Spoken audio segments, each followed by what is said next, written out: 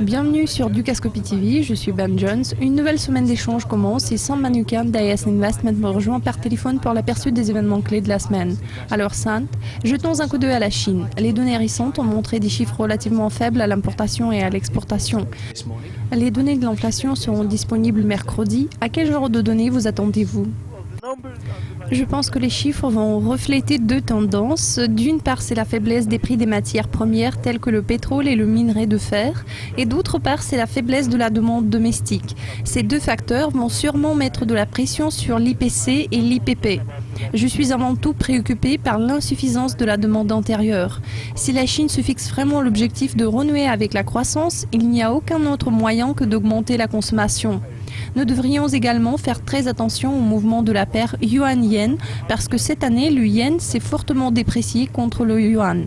Il serait important de comprendre comment les autorités chinoises vont y réagir.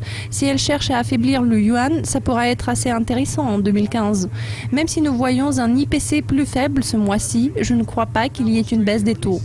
Cette semaine, on apprend les données de l'emploi de l'Australie. Vous attendez-vous à des changements importants sur ce plan ? Non. Vu la dépendance de l'économie chinoise, je ne pense pas que la tendance générale puisse changer de manière significative, mais on vient d'apprendre les statistiques sur les nouveaux emplois qui ont progressé en atteignant un plus haut sur 2 ans. Par conséquent, il serait juste de dire que la situation devrait se stabiliser sur le court terme, mais à plus long terme, il faudrait s'attendre à l'augmentation du taux de chômage et à un certain ralentissement causé par la situation en Chine. Enfin, les données des ventes détail américaines seront publiées jeudi. Quels chiffres espérez-vous voir et comment affecteront-ils les décisions de la Fed ? Les chiffres publiés le vendredi noir étaient encourageants mais pas phénoménaux. En fait, ils ont été plus faibles que ceux qui ont été enregistrés tout au long de ces dernières années. J'aimerais voir une reprise au niveau des dépenses suite à la baisse des prix du pétrole. Tout le monde s'y attend.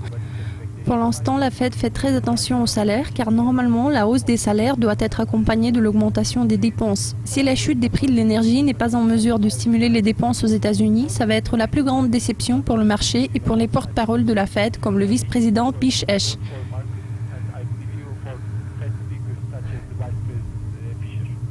Sainte, merci beaucoup de vos commentaires. Chers spectateurs, Dukascopy TV a de nombreuses mises à jour et interviews exclusives à vous présenter tout au long de la semaine, alors restez avec nous. Au revoir.